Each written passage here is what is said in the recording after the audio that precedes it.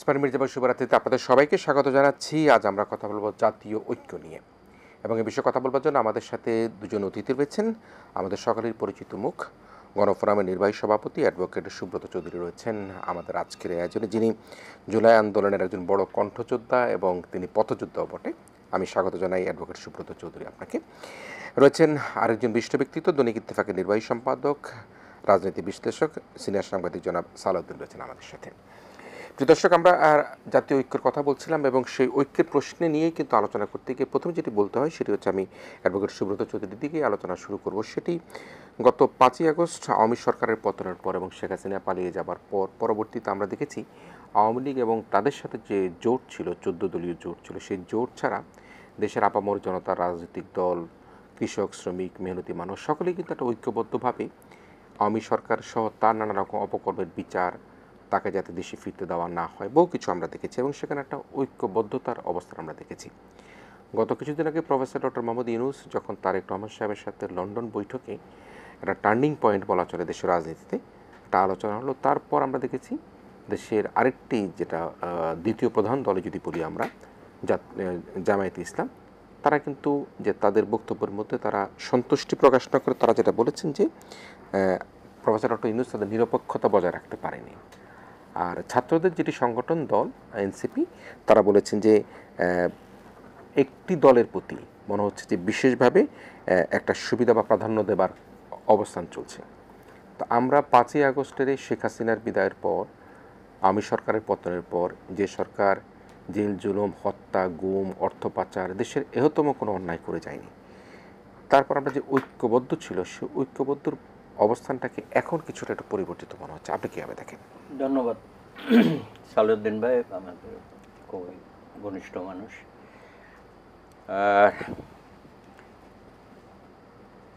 একটা দীর্ঘ বিরতি দিয়ে আমি আসলাম আর কি। বিষয়টা হচ্ছে, আপনি যে ঐক্যটার কথা বলেছেন এটা 5ই আগস্টের আগে থেকেই ছিল, কিন্তু নট দ্যাট 5ই আগস্টের পরে হয়েছে নতুন করে। হ্যাঁ, একটা দীর্ঘদিনের লড়াই সংগ্রাম এবং বলতে গেলে একটা রাজপথের মধ্যেই আমাদের মধ্যে একটা বন্ধুত্ব গড়ে উঠেছে একে অপরের প্রতি। এটা কিন্তু কোনোভাবেই এখনো বিভক্তির মধ্যে গেছে এটা আমার কাছে মনে হয় নাই। তবে আপনি দুইটা দলের কথা বলেছেন, একটা হচ্ছে নতুন যে দলটা গড়ার চেষ্টা করতেছে এনসিপি, আর জামায়াতে ইসলামী। ওনারা যে কেন করছেন এটা তো ভাববার বিষয়, কারণ আমাদের তো সকলেরই তো এনসিপি ছাড়া জামাত ইসলামী তো আমাদের যেভাবে আমরা চাই একটা নির্বাচন দ্রুততম সময়ে, এটার বাইরে যাওয়ার তো কথা না। হঠাৎ কী হয়েছে ওনাদের? ওনারা তো এই আন্দোলনে নানানভাবে সাহায্য সহযোগিতা করেছে এবং তাদেরও অনেক ত্যাগ প্রতিজ্ঞা আছে, অনস্বীকার্য। এখন মনে হচ্ছে 5ই আগস্টের পরে যে সরকারটা, এটা তো সকল দলেরই সমর্থিত সরকার এবং আমরা সকলেই বলছি যে প্রফেসর ইউনূসের সরকার, তাকে আমরা সবাই আন্তরিকভাবে সমর্থন করছি, সহযোগিতা করছি এবং নির্বাচনের ব্যাপারে বা রাষ্ট্রীয় কাঠামোগত যে সমস্ত সংস্কার দ্রুততম সময়ে করা প্রয়োজন বা ওনারা করতে চায়, সেই ব্যাপারেও আমরা সাহায্যের হাত বাড়িয়ে দিয়েছি। এই ব্যাপারে তো আমাদের কারো দ্বিমত নেই। এখন যে দ্বিমতটা আপনি বললেন, সর্বশেষ 13ই জুন লন্ডনের এই বৈঠকের পরে হঠাৎ এনসিপি আর জামাতে ইসলামী এসব বক্তব্য দেওয়া শুরু করেছে। আর ভাই, এনসিপি তো তোমরা তো ঘন ঘন গিয়ে যমুনাতে বৈঠক করো, এগুলো নিয়ে কেউ কথা বলে? প্রধান উপদেষ্টা বললেন যে তিনি থাকতে চান না বা তিনি পদত্যাগ করার অভিপ্রায় ব্যক্ত করেছেন। এই কথাটা তো তোমাদের মাধ্যমে আসলো, তা আমরা কি এটাকে অন্যভাবে নিয়েছি? তোমরা বলেছ, এটার পরে উনি যখন সবাইকে ডাকছে, আমরা সবাই গিয়ে আবার যাতে ওনার মধ্যে কোনো ধরনের যে মানসিকভাবে যদি উনি কোনো ব্যথা পেয়ে থাকেন সেটা তো আমরা রিপেয়ার করার চেষ্টা করেছি এবং আমরা সকলেই সফল হয়েছি। তো তোমাদের মাধ্যমে কথাটা যখন প্রচারে আসলো, জাতি জানলো, তো কেউ তো বলে না যে এনসিপি কেন এটা বলতে গেল।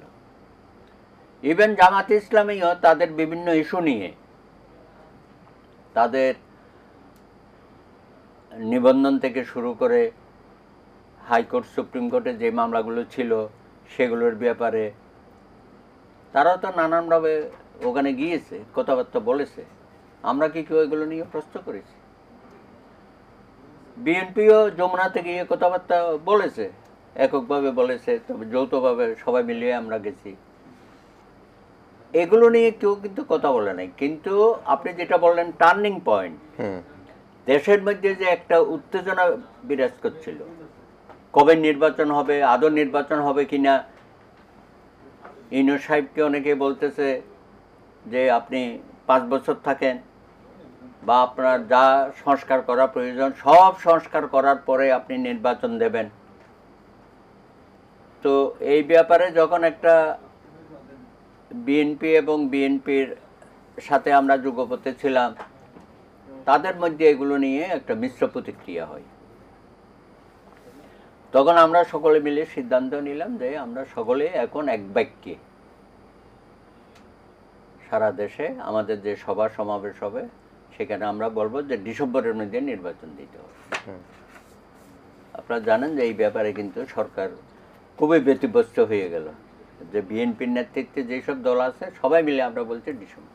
সেখানে জামাতে ইসলামী একটা ভিন্ন জায়গায় চলে গেল।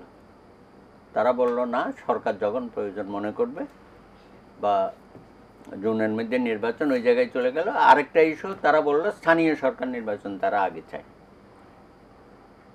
এই যে ভিন্নতা ওনারা শুরু করলেন, কি কারণে করলেন এটা তারা বলতে পারবে। কিন্তু আমার মাঝে মনে হয়েছে যে বর্তমান সরকার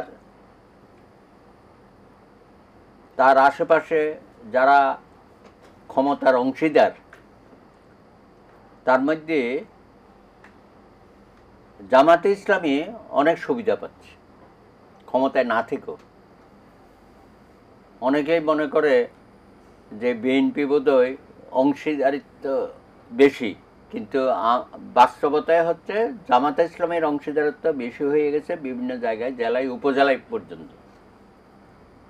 এবং তাদের নেতারা প্রশাসনের আশেপাশে বিচরণ করে এবং নানান তাইতদবিদ তারা করে। এগুলো সবসময় আমরা আমাদের সামনে উন্মোচন হয় না। আর বিএনপি টুকটাক কিছু করতে গেলে সেটা বহিঃপ্রকাশ বেশি ঘটে। এই যে বিএনপি নানান জায়গায় তাদের নেতাকর্মীরা অনেক দুষ্কর্মের সাথে সম্পৃক্ত হচ্ছে, চাঁদাবাজি করছে, দখলবাজি করছে, জামাত ইসলামী করছে না। আমাদের কাছে তো সুনির্দিষ্টভাবে তথ্য আছে যে তারা কিভাবে বিভিন্ন জায়গায় গিয়ে চাঁদাবাজি। এনসিপি তো নতুন দল, তারা তো করে এখন মোটামুটি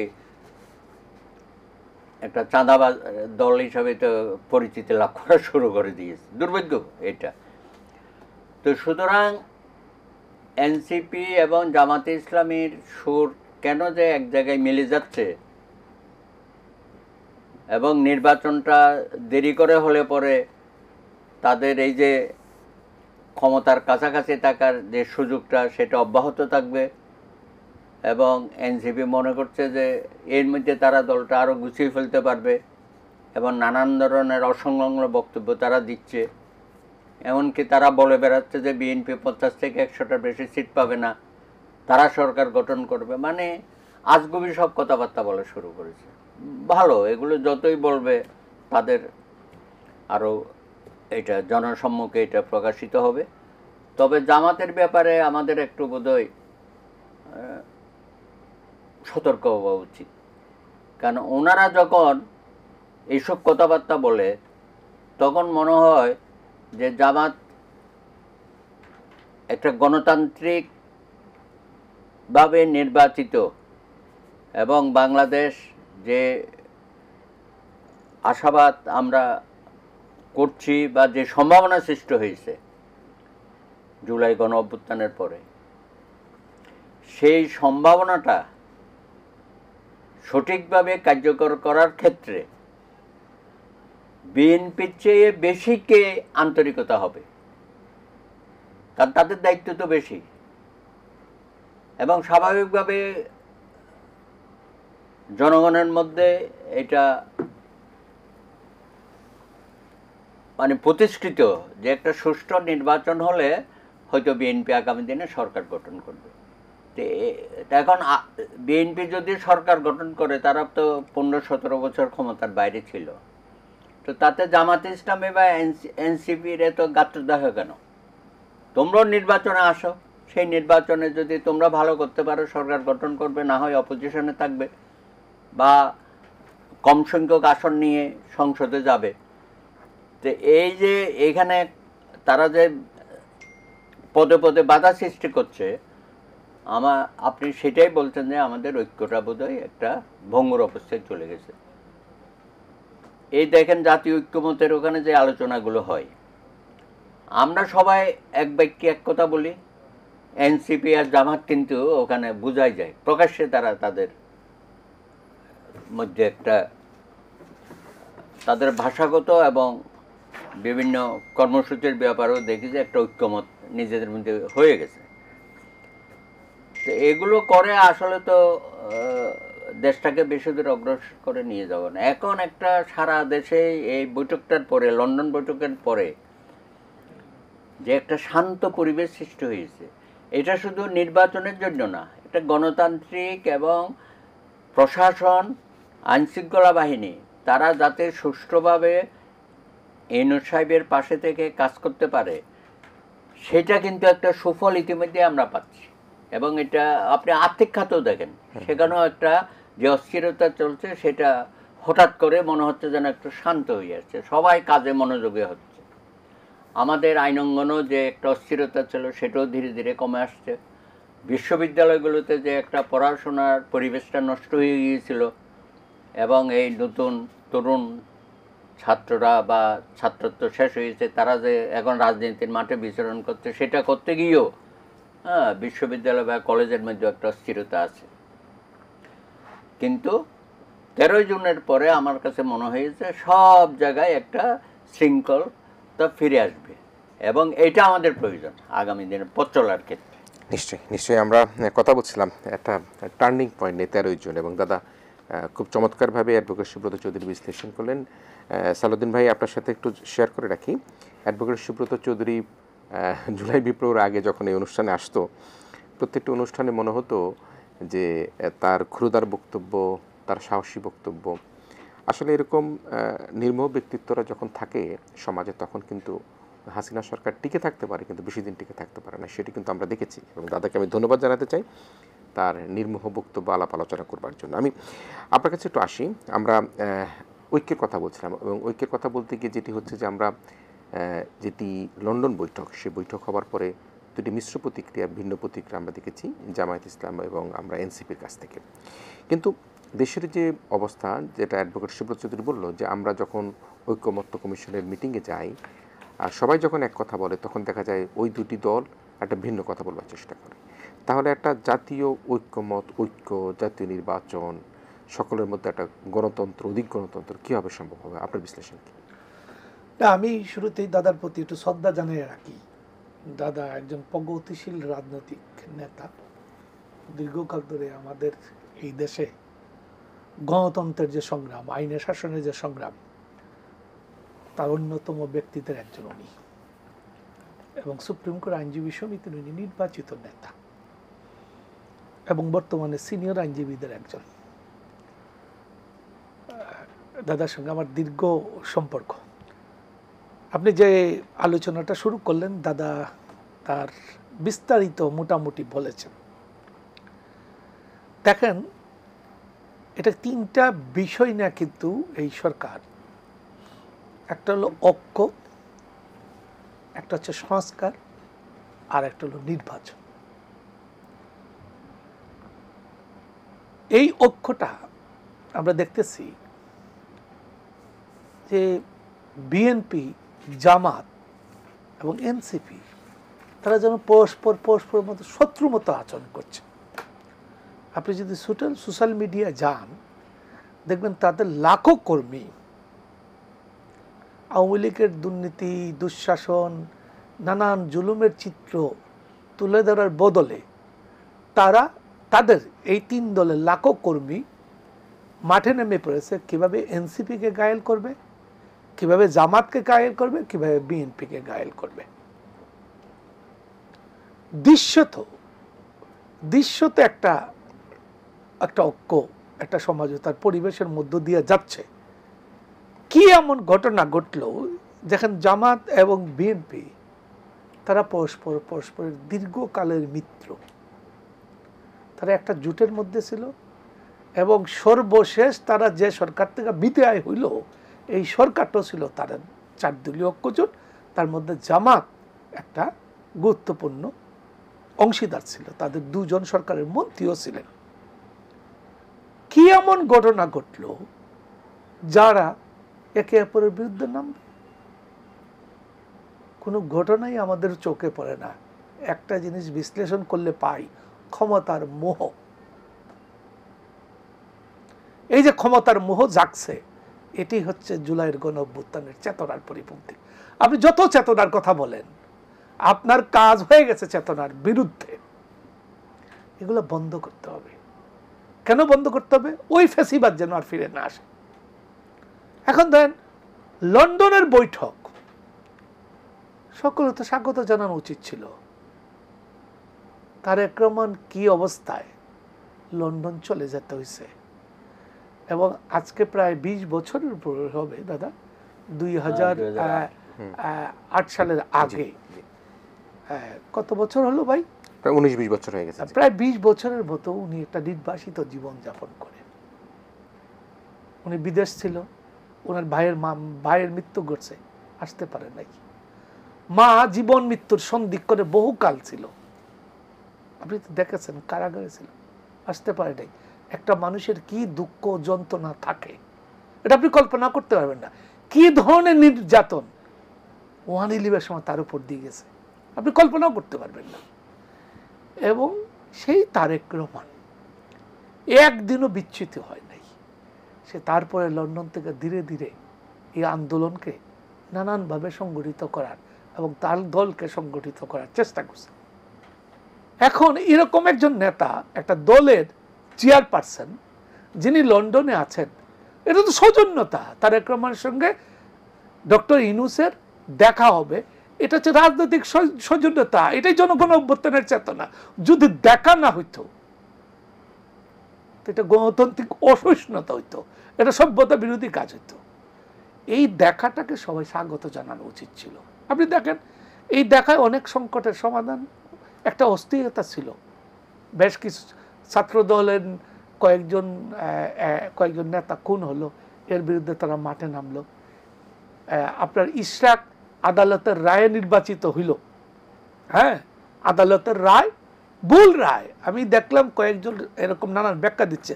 আমি বলি ভুল রায়, কিন্তু আদালতের রায়। কোনো নির্বাহী বিভাগ বলতে পারে না এই রায় ভুল। রায় শতকরা নিম্ন আদালতের রায় শতকরা 80টা উচ্চ আদালতে টিকে না, তাই না দাদা? তো সব রায় তো ভুল রায়, কিন্তু ভুল রায় রায় ভুল রায় মান্য না করা হলো আদালত অবমাননা। ভুল রায় যতক্ষণ পর্যন্ত বহাল থাকবে সেটা মান্য না করা হচ্ছে আদালত অবমাননা। এইখানে অন্যভাবে স্থানীয় সরকার মন্ত্রণালয় ব্যবস্থা নিতে পারত।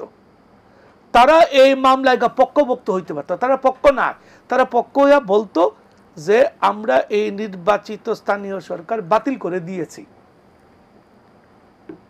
আমরা বাতিল করে আমরা প্রশাসক নিয়োগ দিয়ে এই কার্যক্রম চালাচ্ছি। অতএব কোনো একটা জায়গায় নির্বাচন বৈধ করে কাউকে ক্ষমতায় বসাইলে একটা যে আমরা যে কার্যক্রমটা শুরু করেছি সেটার মধ্যে একটা প্রতিবন্ধকতা হবে। অতএব নির্বাচন অবৈধ ঘোষণা করা হোক, কিন্তু কাউকে নির্বাচিত ঘোষণা না করা হোক, এরকম আবেদন করতে পারত। আদালত বিবেচনা করবে কি না করবে তার ব্যাপার। তারা তো সেটা কাজ করে নাই। তারা কি করছে দেখেন, চট্টগ্রামের সাদাত হোসেন একই কাদায় নির্বাচিত হয়েছে। তার সঙ্গে কি তাতে কোনো দহরম মরম ছিল? তাকে কিন্তু পদে শপথ দিয়েছে, পদে বসে আছে সে লোকও কিন্তু বিএনপি। ইশরাকের বেলা অসুবিধা হবে কেন? বুল রায় কে একজন মন্ত্রী নাকি বলছেন বুল রায়, সে তো আদালত অবমাননা করছে ওই উপদেষ্টা, সে জানে না তো আইনের কিছু, ভুল রায় রায়। এখন যাই ওইটার কারণে একটা দেশে একটা ইশরাক তো আওয়ামী লীগের কোনো নেতা না, এই গণ অভ্যুত্থানের একজন, মেনে নেওয়া উচিত ছিল। কি এমন কি মানলে কিসের কোন কি আপনার বলেন কি টেকনিক্যাল অসুবিধা?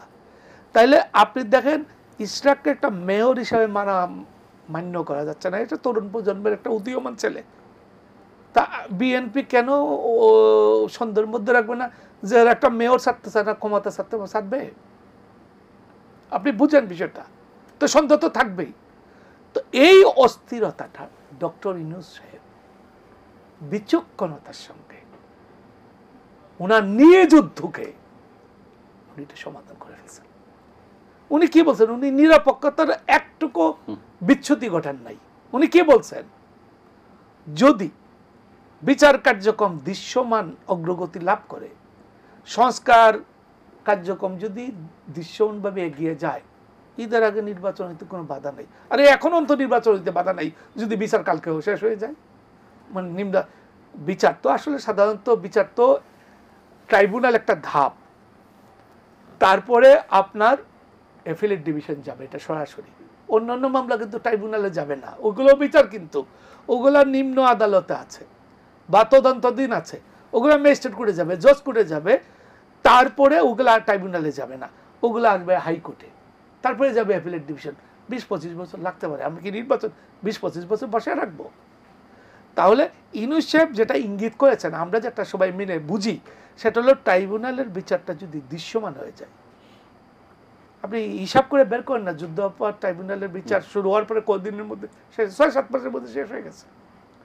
আমাদের হাতে এনাফ সময় আছে, এই সময়ের মধ্যে এই বিচার নিষ্পত্তি, ট্রাইব্যুনালের বিচার নিষ্পত্তি করা সম্ভব। আচ্ছা, এখন আওয়ামী লীগ তো আসতেছে না ক্ষমতায়। ধরেন আমরা যে পরিস্থিতির মধ্যে আছি, ধরেন জামাত আসলো ক্ষমতায়, বিএনপি ক্ষমতায় আসলো, বা এনসিপি আসলো, বা কোনো একটা জুট হইল, তো ওরা তো বিচার করবেই অঙ্গীকারবদ্ধ। ফলে বিচার কোনো সমস্যা না। এখানে অন্য কোনো ইস্যু কেউ তুলতে চাচ্ছে। এখন যেটা হয়েছে, আপনার একটা ঘোষণা আসছে, এই ঘোষণাটা আসলে কি হয়? আপনার যদি কোনো ঘোষণা না আসতো, বৈঠকের নানান ধরনের গসিপ রিপোর্ট করত যে এটা হয়েছে ওইটা হয়েছে, যা হয়েছে জনগণকে জানাই দেওয়া হয়েছে। এটা গুসা করার কি আছে? আপনি বলেন, এটা গুসা করার কিছু আছে? হ্যাঁ, এইটা হচ্ছে ওই যে বললাম, কেউ কেউ এটা হচ্ছে ওই, এটাকে কি বলা যায়, এটাকে যাই এটা পরিস্থিতিকাতরতা হইতে পারে বা অন্য কিছু, মানে এটা কি বলে, কৃপণতা, বক্ষিলতা হইতে পারে। কেন? তারেক রহমানের সঙ্গে বৈঠক করাতে আমরা একটু খাটো হয়ে গেলাম। আরে তুমি স্বাগত জানাইলে তো মহানুজিতা, তুমি তো জানোই না আসলে কি করবা, তোমার তো স্বাগত জানানো উচিত ছিল। জি, আমি আর বলবো না, আর একটু পরে নিশ্চয়ই আমরা এই বিশ্লেষণটুকু বুঝতে পারছি যে স্বাগত জানানো ভালো হতো, এবং আপনি যেটা বললেন সেটা হচ্ছে ক্ষমতার মোহর মধ্যে পড়ে গিয়েছে কিনা। যারা যুগপৎ আন্দোলন করেছে প্রত্যেকে বিচার চাচ্ছে, প্রত্যেকই দলই পড়ছে, বিএনপিও পড়ছে, জামাতও পড়ছে, এনসিপিও পড়ছে। এরা ক্ষুদ্র ক্ষুদ্র ক্ষমতার স্বার্থে আজকে জুলাইয়ের গণঅভ্যুত্থানটাকে তারা মানে ধ্বংসের দিকে নিয়ে যাইতে পারে বা ক্ষতিগ্রস্ত করতে পারে। ইতিহাসের কাঠগড়ায় এদের দায়ী থাকবে। আমি আপনাকে বলে গেলাম, এরা ইতিহাসের কাঠগড়াটা কি আমি জানি না, আমার একটা দীর্ঘশ্বাস থাকবে, এটি আমি মনে করি আমার নিজের মধ্যেই। যে নিশ্চয়ই আমরা আশা করি সে ঐক্য থাকবে। দাদাও প্রত্যাশা করেছেন, আমরা তো একসাথেই ছিলাম। এখন কি হলো, নিশ্চয়ই সেরকম একটা অবস্থা থেকে বেরিয়ে আসবো। প্রিয় দর্শক, আমরা ইস্পানী মির্জাপুর শুভরাত্রিতে কথা বলছিলাম জাতীয় ঐক্য নিয়ে। আমাদের সাথে সিনিয়র অ্যাডভোকেট সুব্রত চৌধুরী তিনি রয়েছেন সিনিয়র সাংবাদিক জনাব সালাউদ্দিন। আমরা দুজনকে নিয়ে আমরা ছোটটা বিরতির পর আবার একই আয়োজনে ফিরে আসছি। প্রিয় দর্শক, আমরা ছোটটা বিরতি নিচ্ছি। ইস্পানী মির্জাপুর শুভরাত্রিতে আমরা আবার আমাদের আলোচনায় ফিরে এসেছি। আমার সাথে রয়েছেন সিনিয়র অ্যাডভোকেট সুব্রত চৌধুরী, রয়েছেন সিনিয়র সাংবাদিক ইত্তেফাকের নির্বাহী সম্পাদক জনাব সালাউদ্দিন রয়েছেন আমাদের সাথে। আমরা জাতীয় ঐক্যের কথা বলছিলাম, কিন্তু এর মধ্যে দেশে নানা রকমভাবে আমরা নানা বিষয় আলোচিত বিষয় দেখতে পাচ্ছি। একটা আলোচনার বিষয় গতকাল থেকে যেটা শুরু হয়েছে, সাবেক 2 সিএসি গ্রেপ্তার এবং বিশেষ করে একজন সিএসি নুরুল হুদা সাহেবকে গ্রেপ্তারের পূর্বে এক ধরনের অপ্রীতিকর ঘটনা ঘটেছে। তো এই যে নুরুল হুদা সাহেবের নির্বাচন যেটি হয়েছিল, যে রাতের ভোট দিনের যে কথা আমরা দেখতে পেয়েছি, এবং পরবর্তীতে আমরা আরেকটা নির্বাচন যেটি আমি আর ডামির নির্বাচন দেখেছি, সব মিলিয়ে এই গত 3টি সেশনের বিশেষ করে আওয়ামী লীগ আমলের 3টি নির্বাচন, যে নির্বাচনগুলো মানুষকে কিন্তু গণতন্ত্র, ভোটাধিকার সব কিছু থেকে তারা হরণ করে নিয়েছিল, সে অবস্থায় এই দুজনের গ্রেপ্তার এবং একজন রাজনীতিবিদ হিসাবে আপনার প্রতিক্রিয়া কি?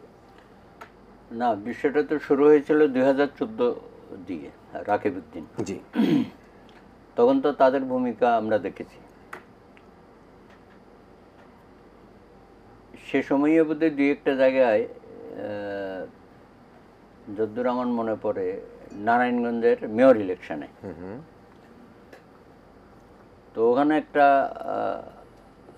বিরোধী দলের পক্ষ থেকে নাগরিক ঐক্যের একজন নেতা, তাকে মেয়র প্রার্থী দেওয়া হয়েছিল এবং সে খুব পপুলার, আকরাম সাহেব। তো আমরা আকরামের পক্ষে ছিলাম এবং ওখানে যে অনিয়মগুলো হচ্ছে সেগুলো কামাল সাহেব সহ রাকিব উদ্দিনকে আমরা কমপ্লেন করলাম।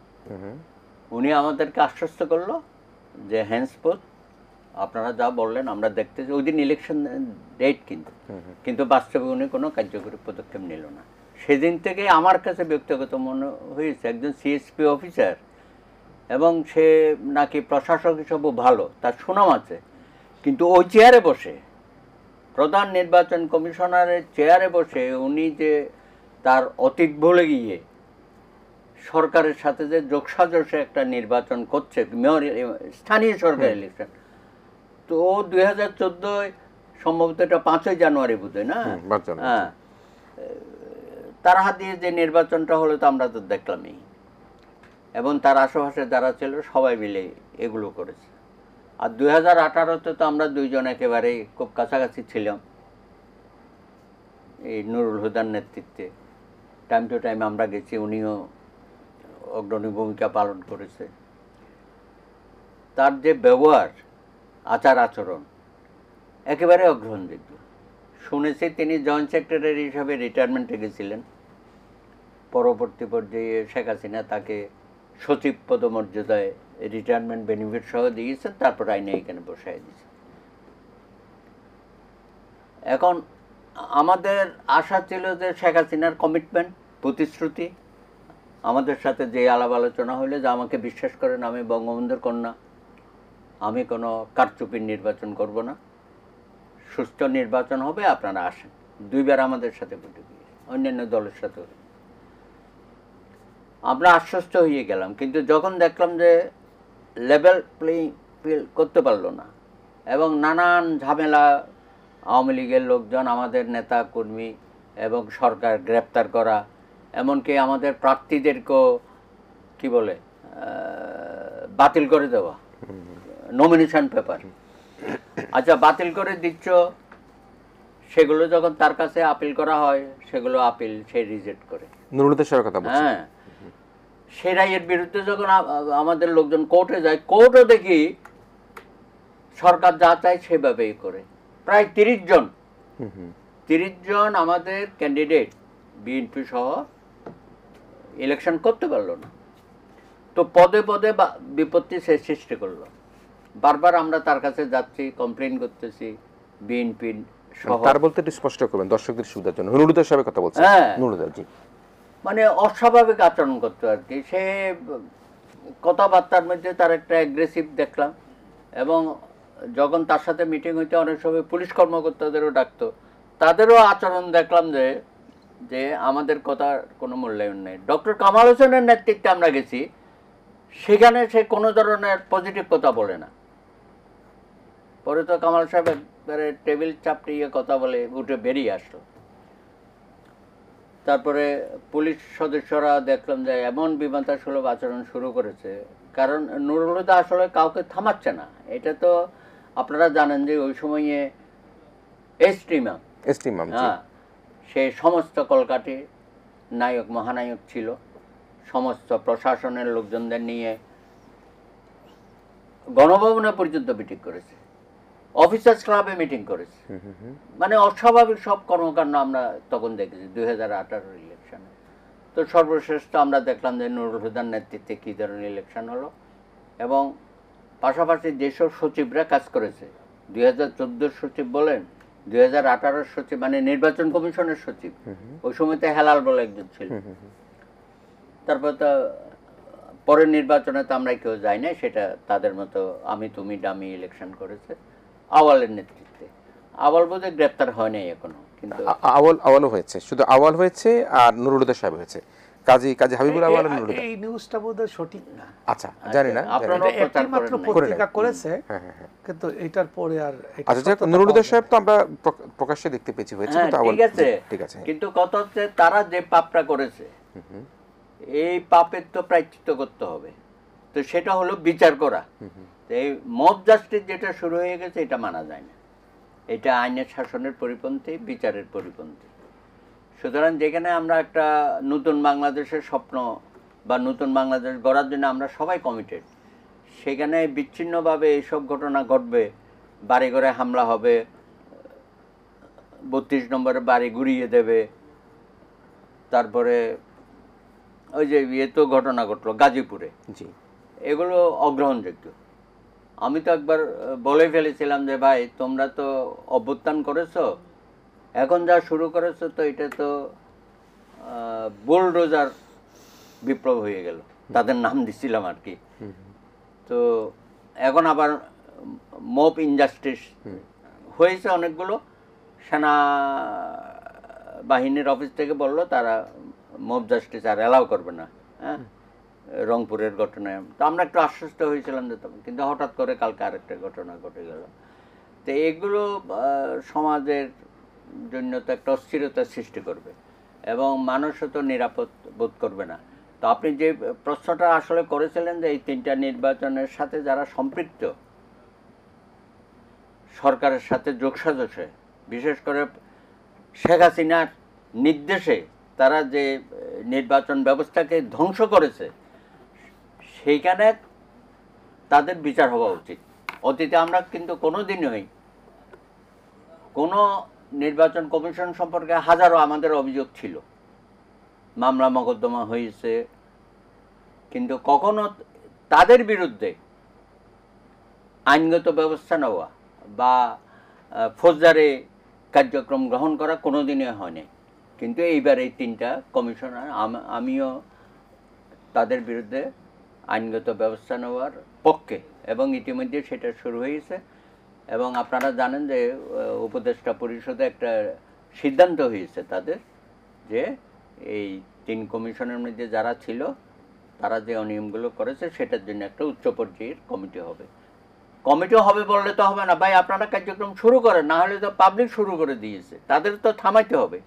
আপনি সুষ্ঠু তদন্ত করেন, করে যারা যারা এই যোগসাজশের মধ্যে ছিল তাদের বিরুদ্ধে আপনি কঠিন এবং কঠোর ব্যবস্থা গ্রহণ করেন, ভবিষ্যতে যাতে এই অনিয়মগুলো আর এখানে না হয়। জি, আমরা একটা নাম কিন্তু অ্যাডভোকেট সুব্রত চৌধুরী এসটি ইমাম সাহেবের কথা নিয়ে আসলো।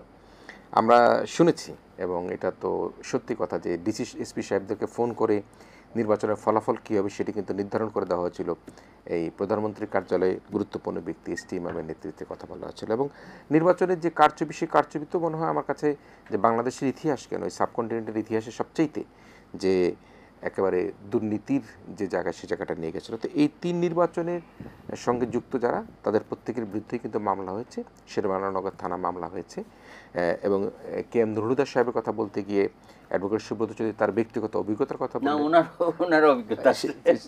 আমি বলি, আপনি যেটা বললেন জি কিরণ ভাই, প্রথমে তো এসটি ইমামের নাম বললেন, উনি ছিলেন নাটের গুরু, মারা মৃত ব্যক্তি, তার সম্পর্কে বেশি কিছু বলবো না।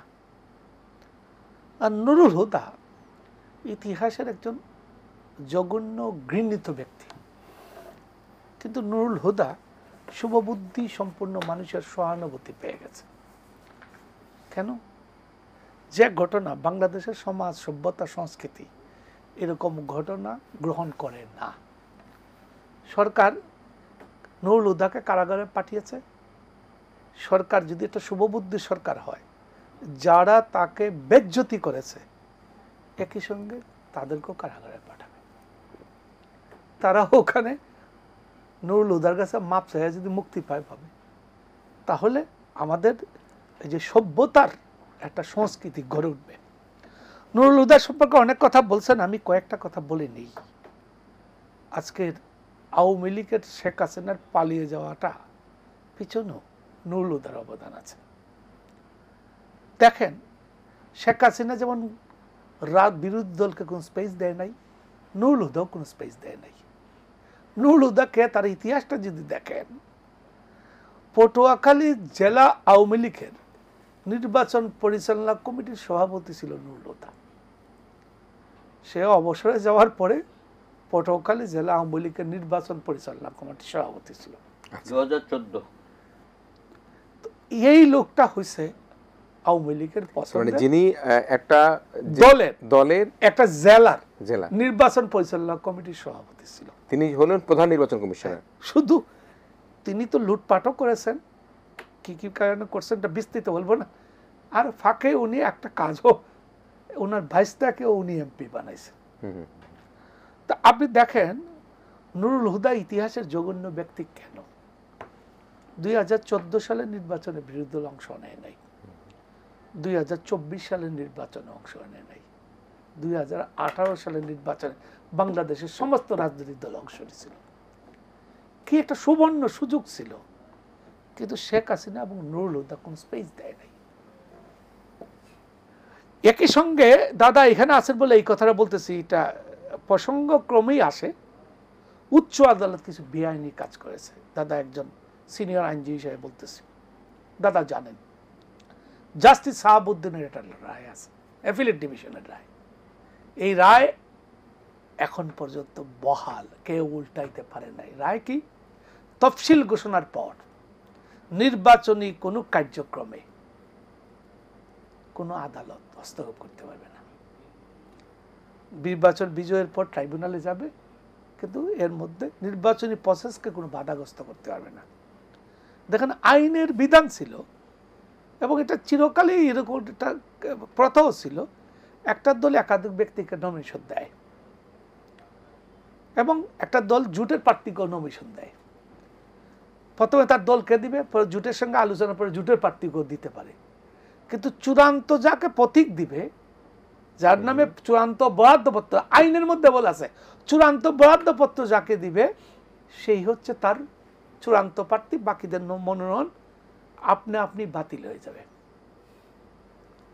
বিএনপি কিছু জায়গায় কিছু লোককে নমিনেশন দিছে, যারা ঋণ কালাপি ও অন্যান্য কারণে ত্রুটি দেখায় তাদের মনোনয়নপত্র বাতিল করে দেওয়া হয়েছে।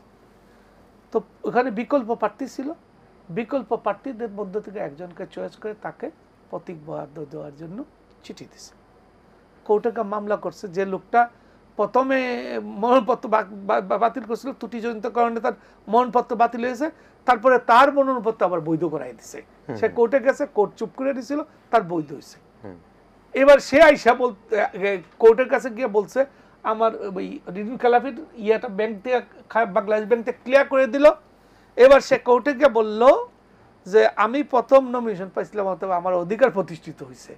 এখানে অধিকারের প্রশ্ন না, দল চূড়ান্ত প্রার্থী মনোনয়ন দেওয়ার ক্ষমতা, আইনগত অধিকার দলকে দেওয়া হয়েছে, অথবা আমি যেহেতু প্রথম পাইছি অথবা আমারটাই দেওয়া হোক। উচ্চ আদালত বেআইনিভাবে হস্তক্ষেপ করছে। এটা উচ্চ আদালতের তফসিল ঘোষণার পর হাইকোর্ট হস্তক্ষেপ করতে পারে না। এটা হচ্ছে অ্যাপিলেট ডিভিশনের একটা ঐতিহাসিক রায়। তো এরকম অনেক কিছু হয়েছে, যে নির্বাচনে সমস্ত রাজনৈতিক দল অংশগ্রহণ করছিল, সেই দিন যদি একটা মিনিমাম নির্বাচন হইতো, আজকে হাসিনার পালায় যাইতে হইতো না, আজকে নুরুল হুদাকে জেলে যাইতে হইতো না। এটা আমার নুরুল হুদা বিষয়, এই বিষয়ে আমি আর কিছু বলি না। আপনার অন্য কোনো প্রশ্ন থাকলে অন্যদিকে বলবো। নুরুল হুদার সাথে আপনার সাক্ষাৎ হয়েছে কয়েকবার, নেই কেমন? না, নুরুল হুদা দেখেন, কয়েকটা ঘটনা বলি। ডক্টর কামাল হোসেন বাংলাদেশে এখন সবচেয়ে প্রবীণতম ব্যক্তি, একসময় পররাষ্ট্রমন্ত্রী ছিল, স্বাধীনতা যুদ্ধের পরে বাংলাদেশের সংবিধানটা এটা লিখছে, হ্যাঁ, বাংলাদেশের সিনিয়র আইনজীবী। আপনি তার অনেক ত্রুটি বিচ্ছুতি থাকতে পারে, ডক্টর কামাল হোসেন 18 দলীয় জোটের নেতাদেরকে নিয়ে ওই যে ঐক্যফ্রন্ট জি শহীদ জাতীয় শহীদে ফুল দিতে গেছিলেন, তার গাড়ি ভাঙচুর হয়েছিল, তার উপরে হামলা হয়েছিল। দাদা মনে আছে? ইলেকশন কমিশন যদি সেদিন ব্যবস্থা দিত, একটা লোককে যদি ধরা হতো, মানে তখন নুরুল হুদা ছিল নাকি? নুরুল হুদা নুরুল হুদা, জি না, তখন তো ইলেকশন চলছে। শিডিউলের মধ্যে শিডিউলের মধ্যে যখন তারা প্রশাসন নুরুল হুদার হাতে, এখন এই প্রশাসন তো তোর নুরুল হুদার হাতে। নুরুল হুদা যদি ওই দিন কাগজে কলমে ওই দিন আপনি একটু কামাল হোসেন সহ সমস্ত বিরোধী দল নেতার উপরে হামলা হয়েছে, ইলেকশন কমিশন কোনো ভূমিকা নেয়নি। কামাল হোসেন সহ 18 দলীয় জোটের নেতারা 2বার না 3বার তার সঙ্গে দেখা করতেছে। সর্বশেষবার তাদের সঙ্গে সাথে একটা বাংলাদেশের সমস্ত রাজনৈতিক দল বিরোধী দলের নেতারা গেছে একসঙ্গে একজোট হয়ে, তাদের সঙ্গে সে চরম বেয়াদবি করছে। কেন করছে? সে একটা এইরকম, সে একটা আওয়ামী লীগের সভাপতি, যিনি নির্বাচন মানে সে আওয়ামী লীগের একজন পান্ডা হিসাবে নির্বাচনটা পরিচালনা করতে আসছে, কোনো স্পেস দেয় নাই। যেখানে 18 সালের নির্বাচনটা সকল রাজনৈতিক দল অংশগ্রহণ করার পরও দিনের ভোটটা রাতেই হয়ে গেছে। জি নিশ্চয়ই। প্রিয় দর্শক, আমরা আবারও একটা বিরতি নিতে চাই। অ্যাডভোকেট সুব্রত চৌধুরী, সিনিয়র সাংবাদিক সালাউদ্দিন আহমেদ রয়েছেন আমাদের সাথে। একটা বিরতির পর আবারও কিছুক্ষণের মধ্যে ফিরে আসছি।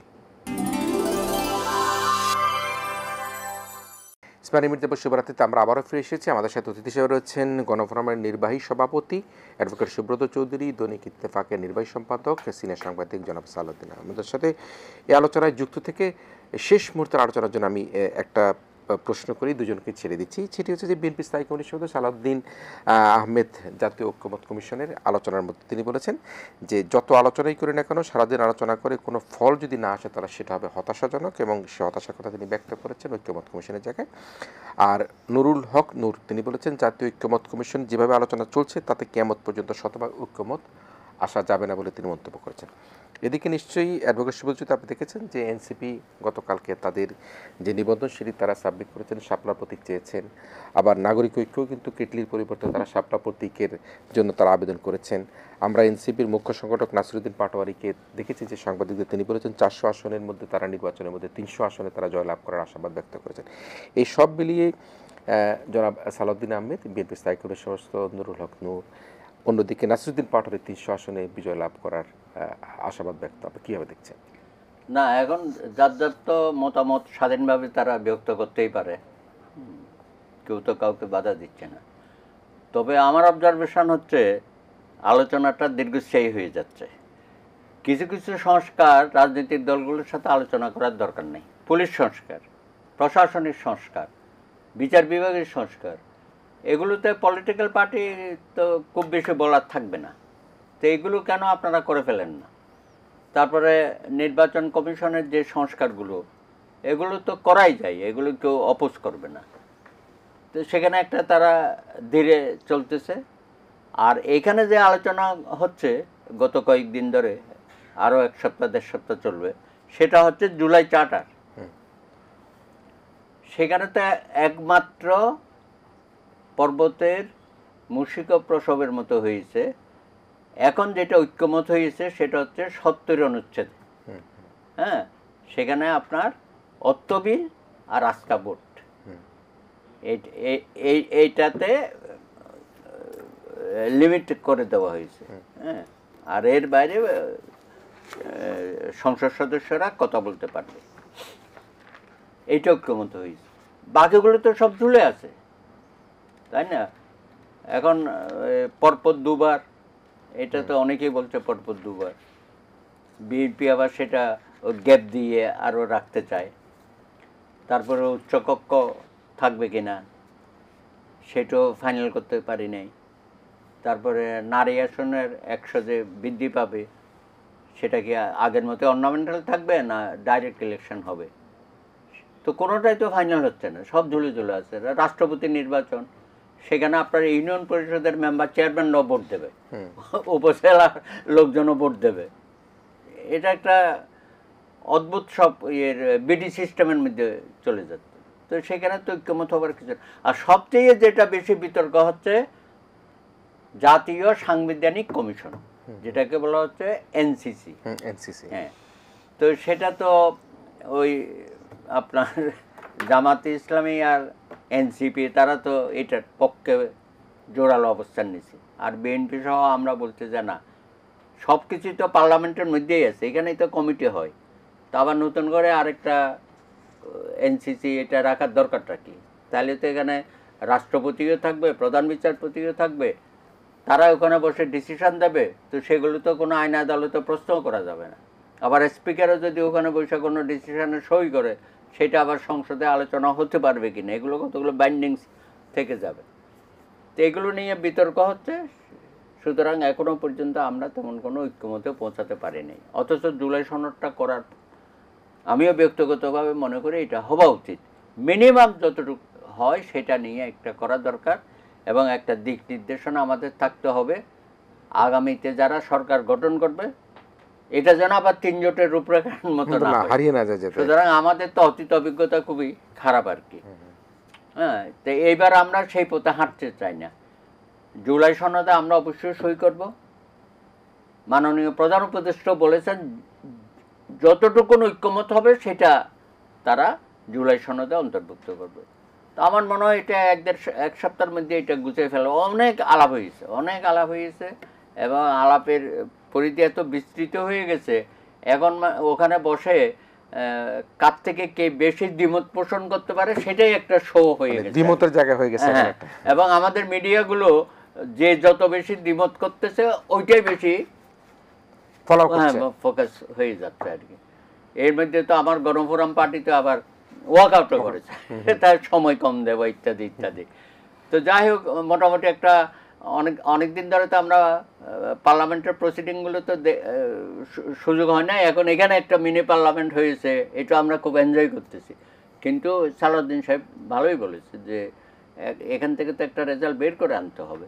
তবে আমি আশাবাদী, প্রত্যেকেই পজিটিভ।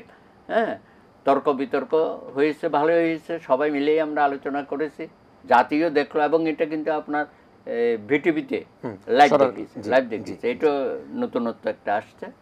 তো আশা করি আমাদের যে নুরুল হক থেকে শুরু করে যারা নতুন রাজনৈতিক নেতা হিসেবে আবির্ভূত হয়েছে তাদের সামনে একটা বড় সুযোগ। এনসিপির মধ্যেও বহু নেতা আমরা দেখতে পাচ্ছি, তারাও কথা বলতেছে। তবে এই যে বাড়তি কথা বলা যে বিএনপি সরকার গঠন করতে পারবে না, 50 থেকে 100টা সিট পাবে, তারা 200 না এইরকম সিট পাবে, এগুলো অস্বাভাবিক কথাবার্তা। কারণ একটা নির্বাচন হইলে পরেই বোঝা যাবে যে কার কি পজিশন। সুতরাং বিএনপির নেতারা এখন বলা শুরু করেছে যে আপনারা অপেক্ষা করেন, নির্বাচনটা হতে দেন। সুতরাং আপনারা যে এখন বড় বড় কথা বলেন সেটা তখন বোঝা যাবে যে কার অবস্থানটা কত। জি, জনাব সালাউদ্দিন সাহেব। না, আমি দাদার কথা দিয়ে সমর্থন দিয়ে শুরু করতে চাই। সেটা হলো অনেকগুলো কমিশন তো হয়ে গেছে সংস্কার, যে একদম কমিশনের কাজ, মানে যেগুলো নিয়ে রাজনৈতিক দলগুলোর মধ্যে তেমন কোনো আপত্তি নাই, যেগুলো হচ্ছে এই যে প্রশাসন, পুলিশ, নারী নিয়ে একটু আছে, বিচার, স্থানীয় সরকার, নির্বাচন ইত্যাদির মধ্যে মৌলিক কোনো তফাৎ নাই। কাজ কিন্তু অনেকগুলো হয়ে গেছে, প্রায় 8-10টা কমিশন নিয়ে রাজনৈতিক দলগুলোর মধ্যে অক্ষমতা আছে। এখন যেটার মধ্যে ঠেকে আছে সেটা হলো বৃহত্তর সংস্কার, যেটা সাংবিধানিক সংস্কার, সংবিধানের সংস্কার, সেটার মধ্যে কয়েকটা বিষয় নিয়ে একটা দ্বিধাদ্বন্দ্বের মধ্যে আছে। তবে আমি মনে করি এগুলো সংকট তৈরি করবে না। কেন? এগুলো তারেক রহমান সাহেব এবং ডক্টর ইউনূস সাহেব, এবং যদি কিছু কিছু অনীহা বিএনপির মধ্যে আছে, এগুলো দূর হয়ে যাবে। সামান্য যেহেতু বিচ্যুতি আছে, তারেক রহমান সাহেব হস্তক্ষেপ করলে দূর হয়ে যাবে, এবং তিনি এটা করবেনও আমার ধারণা। এখন ধরেন মোটা দাগে কয়েকটা বিষয় ছিল 70 অনুচ্ছেদ নিয়ে। 70 অনুচ্ছেদটা নিয়ে আমাদের যে কমিশন, সংবিধান সংস্কার কমিশন, তারা শুধুমাত্র সরকার গঠন সংক্রান্ত ছাড়া আর কেউ তো কারো স্বাধীন মত দিবার ক্ষমতা রাখে নাই। এটা ছিল তাদের প্রস্তাব। আমি একটা সংবিধানের খসড়া প্রণয়ন করেছিলাম শুরুতে, সেই অনুষ্ঠানে ছিলাম, এবং সেটার একটা প্রস্তাবনা ছিল। এখন আমি দেখলাম যে আমার যে প্রস্তাবনাটা সেটা হুবু তারা গ্রহণ করছে। সেটা ছিল কি, সরকারি দলের সদস্য হিসেবে অর্থ বিলের বিপক্ষে ভোট দেন কিংবা ভোটদানে বিরত থাকেন, তাহলে তার সংসদের আসন শূন্য হইবে। এইটা রেখেছে। আর হইল আচ্ছা, নিজ রাজনৈতিক দলের সরকারের বিরুদ্ধে অনাস্থা প্রস্তাবের পক্ষে ভোট দেন। হ্যাঁ, এটা কিন্তু ঐক্যমত হয়েছে। অক্ষমত হয়েছে। তাই সেটা আমার প্রস্তাবনা ছিল অক্ষমত। কেন আমি এটার উপর দীর্ঘ আলোচনাও তাদের সঙ্গে করেছি।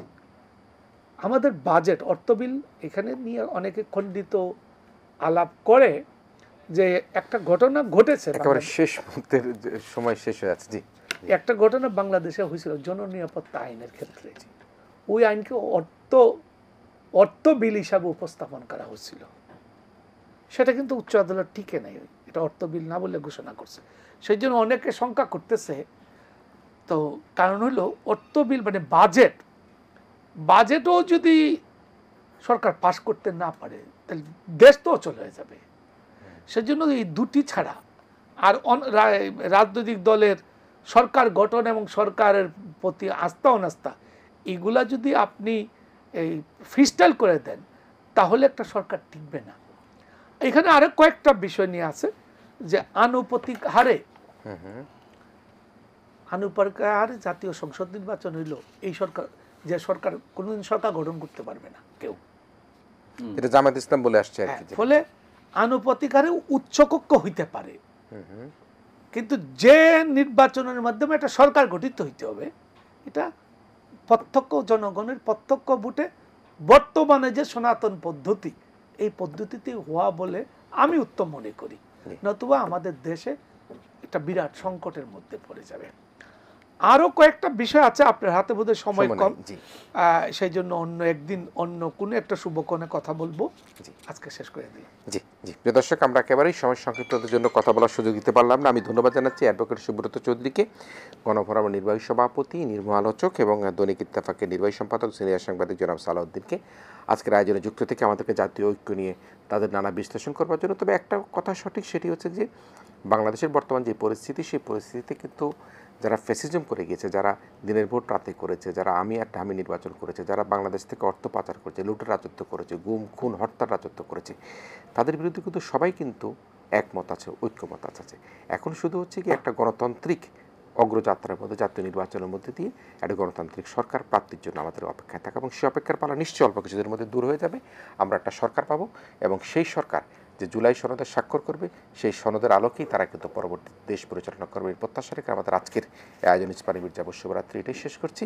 আপনারা ভালো থাকবেন, সবাই বলে ভীষণ ভালো থাকবেন।